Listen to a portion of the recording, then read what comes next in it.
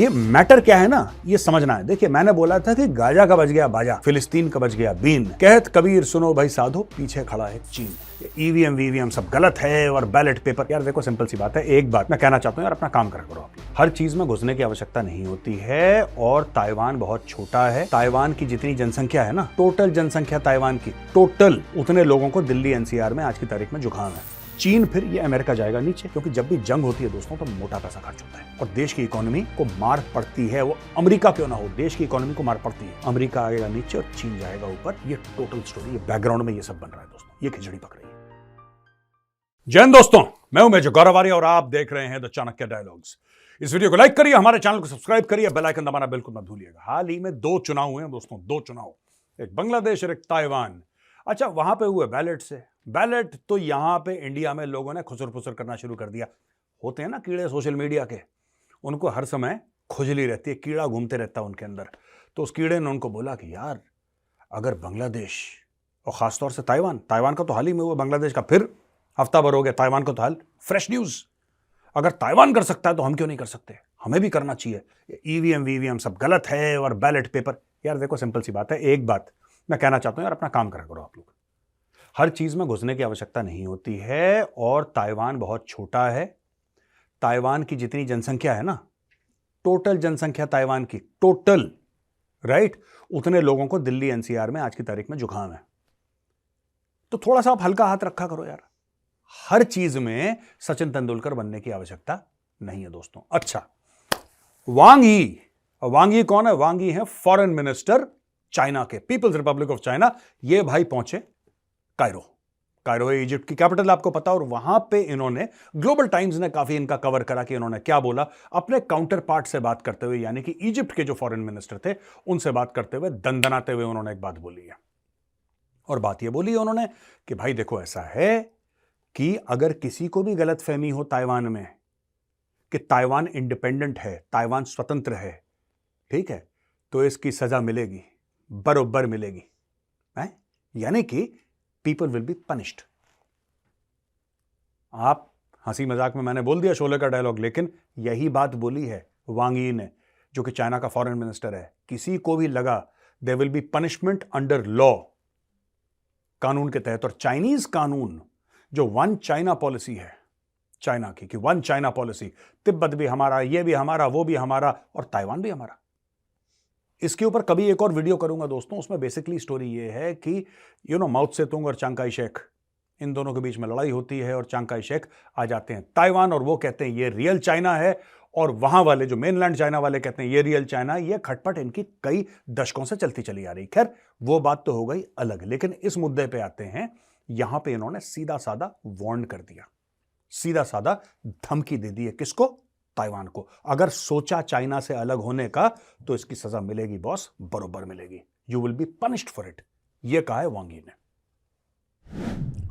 China को trigger किसने करा? ऐसा क्या हो गया कि चाइना अचानक ट्रिगर हो गया? क्योंकि पहली बार तो चुनाव हुए नहीं है भाई। ताइवान डेमोक्रेसी है, चाइना डिक्टेटरशिप है, राइट। चाइना अपने आप को जो बोले है वो डिक्टेटरशिप, और उसका डिक्टेटर शी जिनपिंग है। लेकिन यहां पे क्या हो गया ताइवान में यार?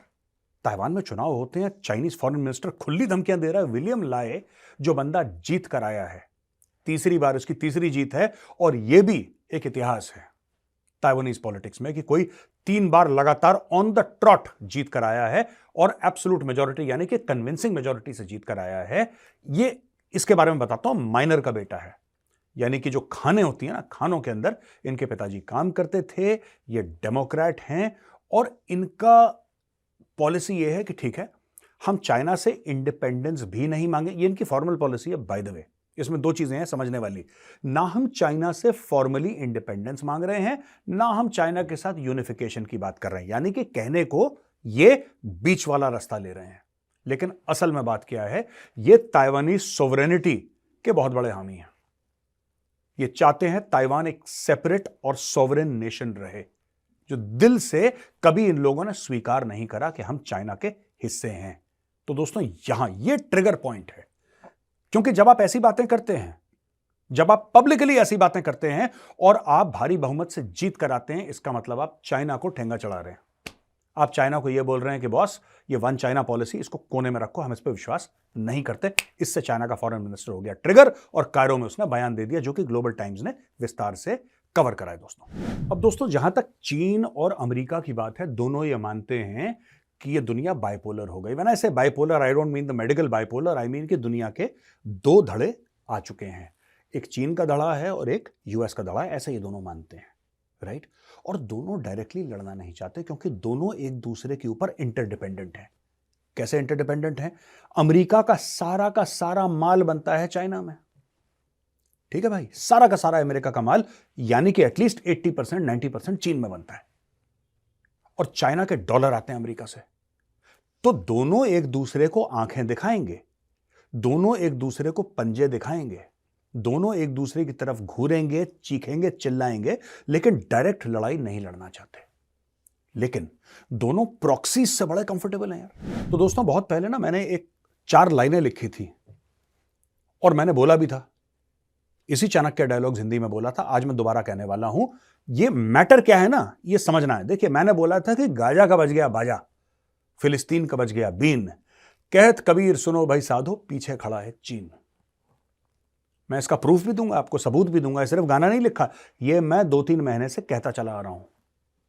मैंने कई प्लेटफॉर्म्स पे यही बात बोली है कि पीछे खड़ा है चीन। अब ये दोनों सुपर पावर आपस में भिड़ना नहीं चाहते, लेकिन प्रॉक्सीज के साथ बड़े कंफर्टेबल हैं। कैसे?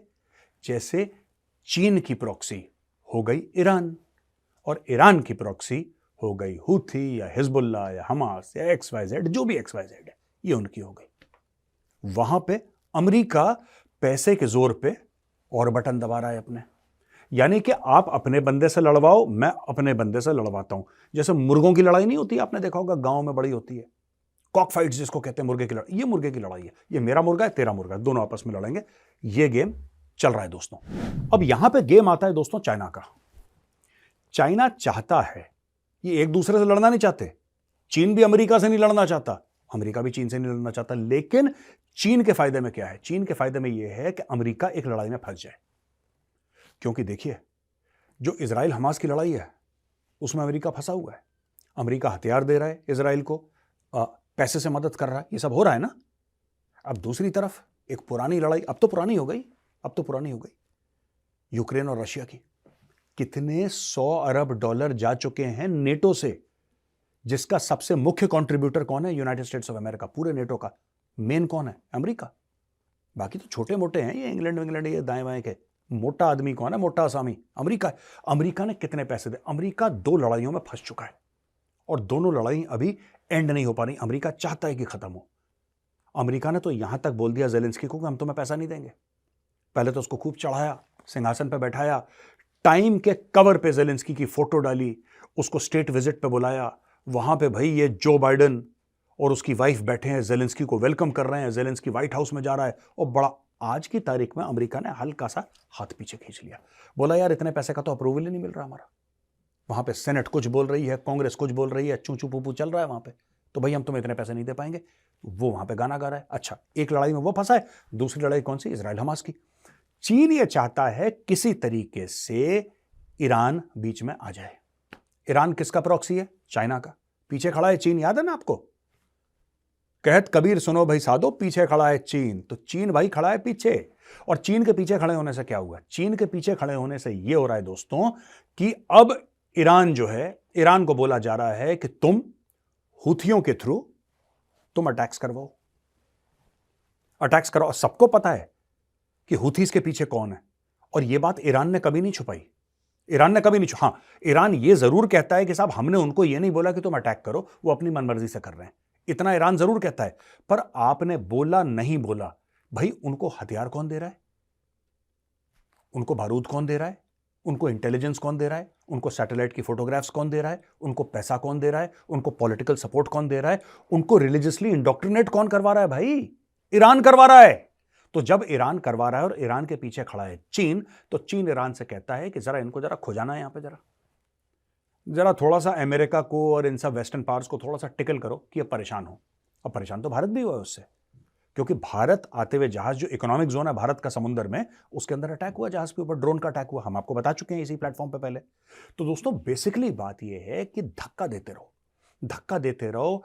अमेरिका के जहाजों पे अटैक करो, ब्रिटेन के जहाजों पे अटैक करो, इस पे अटैक करो, इस पे अटैक करो। और अभी जो बाइडेन की बातचीत हुई है ईरानियंस के साथ, और जो बाइडेन की बात हुई है ईरानियंस के साथ, उसमें जो बाइडेन ने बोला है कि हमने अपना मैसेज कन्वे कर दिया। कारण क्या है? देखिए, ये ईरान अभी और धकेलेगा। ये मैं प्रिडिक्शन कर रहा हूं आज की तारीख में, ईरान थोड़ा सा और धकेलेगा कि भाई डायरेक्ट इनकी भिड़ंत हो जाए अमेरिका के साथ और देशों के साथ। यानी कि अमेरिका फंस जाएगा 3 लड़ाइयों में। कौन सी लड़ाई है दोस्तों? एक बार रिवीजन कर लें। हमास इजराइल की, हमास इजराइल की पहली लड़ाई, यूक्रेन और रशिया की दूसरी लड़ाई, और तीसरी ईरान और अमेरिका की, जो ये चाह रहे हैं। यानी कि अगर 3 लड़ाइयों में अपने पैसे लगाएगा, अपनी फौजें लगाएगा, तो फायदा किसको होने वाला है? चीन को। चीन फिर ये अमेरिका जाएगा नीचे, क्योंकि जब भी जंग होती है दोस्तों तो मोटा पैसा खर्च होता है और देश की इकोनॉमी को मार पड़ती है। वो अमेरिका क्यों ना हो, देश की इकोनॉमी को मार पड़ती है। अमेरिका आएगा नीचे और चीन जाएगा ऊपर। ये टोटल स्टोरी, ये बैकग्राउंड में ये सब बन रहा है दोस्तों, ये खिचड़ी पक रही है। अच्छा, ईरान का दोस्तों इसमें एक हूथी का एंगल भी है। जैसा मैंने आपको बताया कि कंट्रोल तो ईरान करता है, यानी कि ईरान धकेलेगा, हूथीज अटैक करेंगे। हूथियों ने अटैक करा, अटैक करा, अटैक करा कि 10 देशों का कोएलिशन बन गया नेवल, और वहां पे हूथीज पे एयर स्ट्राइक कर दी। किसने? यूएस और यूके ने। ये भी खबर हम आपको पहले कवर कर चुके हैं। तो डॉक्टर जयशंकर की बात होती है एंथनी ब्लिंकन से।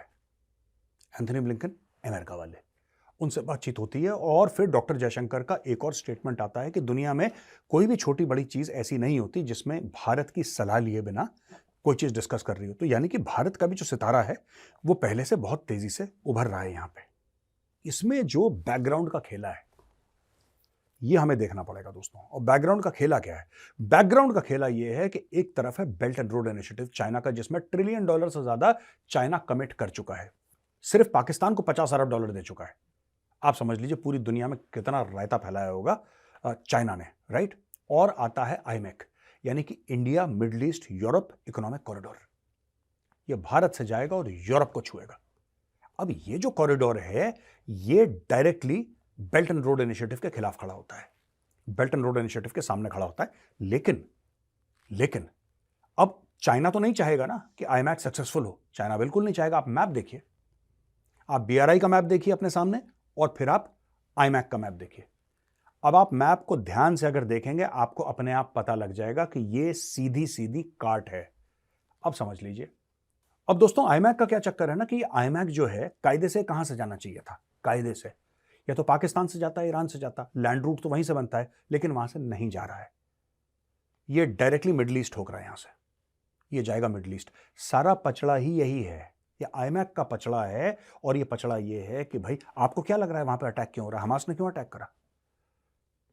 हमास को अचानक क्या हुआ एक दिन कि हमास का दिमाग खराब हो गया, हमास ने बोला ठोको? नहीं, 7 अक्टूबर के पहले इकोनॉमिक कंसिडरेशंस हैं, ट्रेड कंसिडरेशंस हैं, बेल्ट एंड रोड इनिशिएटिव का है। कहत कबीर सुनो भाई साधो, पीछे खड़ा है चीन। तो दोस्तों जब कोविड हुआ था ना, मैं आपको बता देता हूं, ये जो कड़ी है साजिशों की थोड़ी सी लंबी है। जब कोविड हुआ था तो पूरी दुनिया कोलैप्स कर रही थी। लाखों लोग तो अमेरिका में मर गए, जो टॉप सुपर पावर है दुनिया का। इससे बड़ा कोई सुपर पावर आया नहीं है अमेरिका जितना पिछले 70, 80, 90 सालों में। अमेरिका का क्या हुआ? अमेरिका ने बोला ठीक है। अमेरिका में लाखों लोग मर गए, अब क्या करेगा अमेरिका? तो भाई सबका यही था कि भारत भी डूबेगा, जैसे सहारन कंट्रीज डूब गई हैं, अफ्रीका बिल्कुल डूब गया गरीबी में, भारत भी। यहां पे मोदी जी ने बोला कि नहीं, हम अपना वैक्सीन बनाएंगे। खुद वैक्सीन लिया, खुद अपने लोगों को लगाया सबको कि चलो लगाओ सबके सब वैक्सीन। इसके अलावा मोदी जी ने क्या करा कि और देशों में भी, लोग कहते हैं 80 से ज्यादा देश हमारी वैक्सीन पाए और इसमें से कई मुफ्त में। दूसरी चीज G20 होती है, मोदी जी कहते हैं कि अफ्रीकन यूनियन जिसमें 55 अफ्रीकी देश हैं उनको शामिल करो। तो जहां पे हम बात कर रहे थे दोस्तों बाइपोलर वर्ल्ड की, जिसमें चीन भी है और जिसमें अमेरिका भी है, तीसरी महाशक्ति उभर के आती है, वो है भारत। आपको क्या लगता है? लिखिए कमेंट्स में।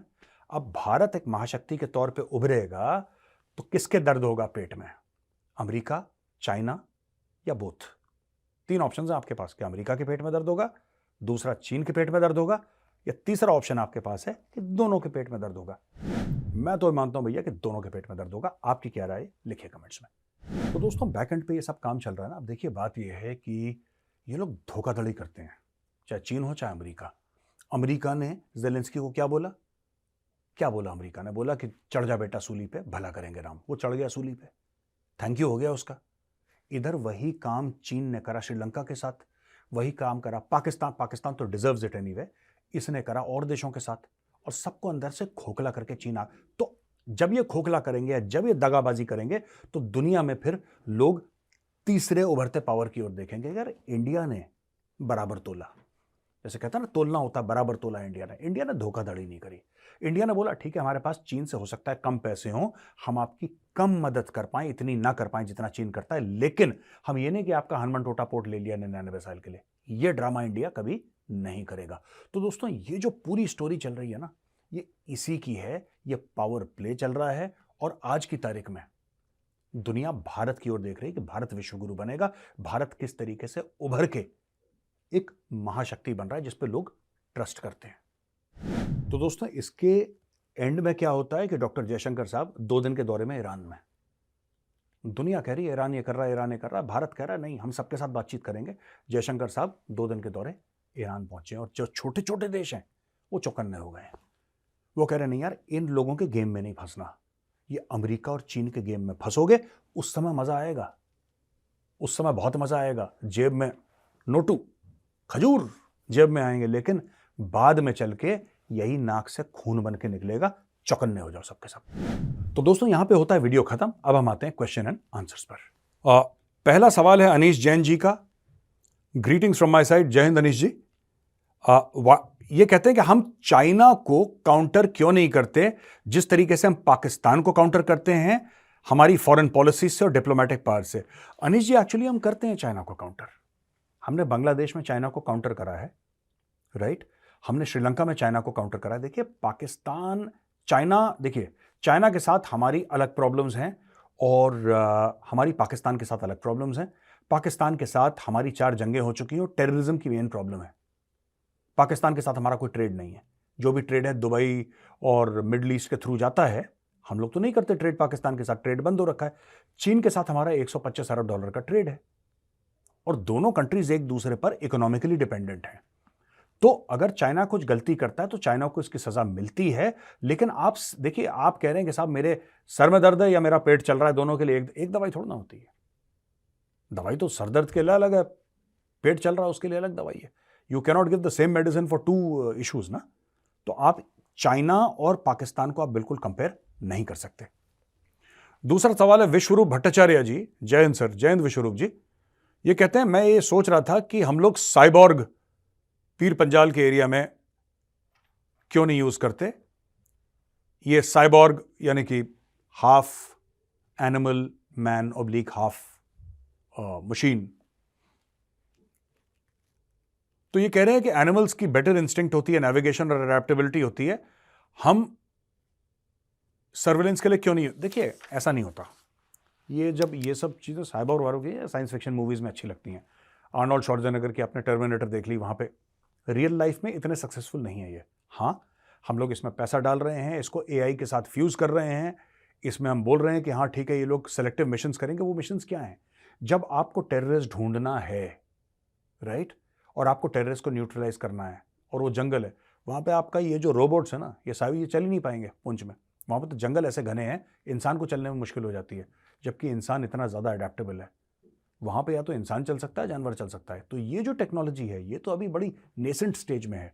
तो ये समझना कि भाई नेसेंट स्टेज की टेक्नोलॉजी को तीर मार देगी पुंछ एरिया में कहीं पर भी, why Poonch, why should we only talk about Poonch, कहीं पर भी तीर मार देगी, मुझे लगता है बहुत बड़ी गलती है।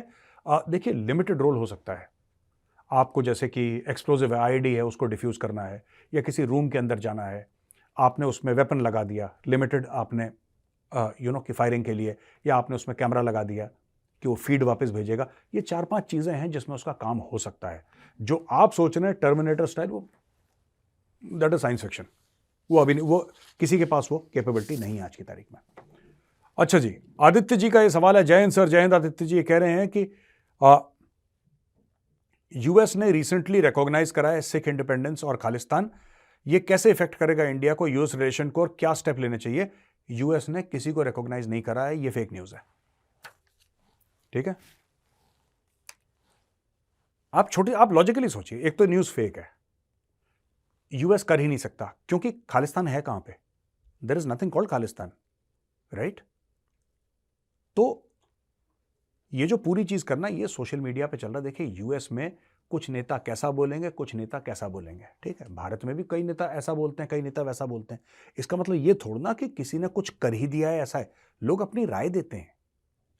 तो आपका ये कहना कि इसको रिकॉग्नाइज कर लिया, कोई रिकॉग्नाइज किसी ने किसी को नहीं करा है और ना कर सकते, ना आज के 1000 साल बाद ये कभी रिकॉग्नाइज होगा। तो इसमें बात करने की जरूरत ही नहीं है इस मैटर में। दोस्तों, यहां पे वीडियो होता है खत्म। आपको भारतीय थल सेना दिवस की बहुत बहुत शुभकामनाएं। और आज ही के दिन यानी कि 15 जनवरी को 1968 में 17 कुमाऊं, जो मेरी यूनिट थी वो रेज करी थी, उस जमाने में उसका नाम था 31 कुमाऊं। बाद में नाम चेंज करके 31 कुमाऊं का हुआ 17 कुमाऊं। तो उसके भी आप सबको बहुत बहुत शुभकामनाएं। इस वीडियो को लाइक करिए, हमारे चैनल को सब्सक्राइब करिए, बेल आइकन दबाना बिल्कुल मत भूलिएगा। दोस्तों, जय हिंद, वंदे मातरम, भारत माता की जय।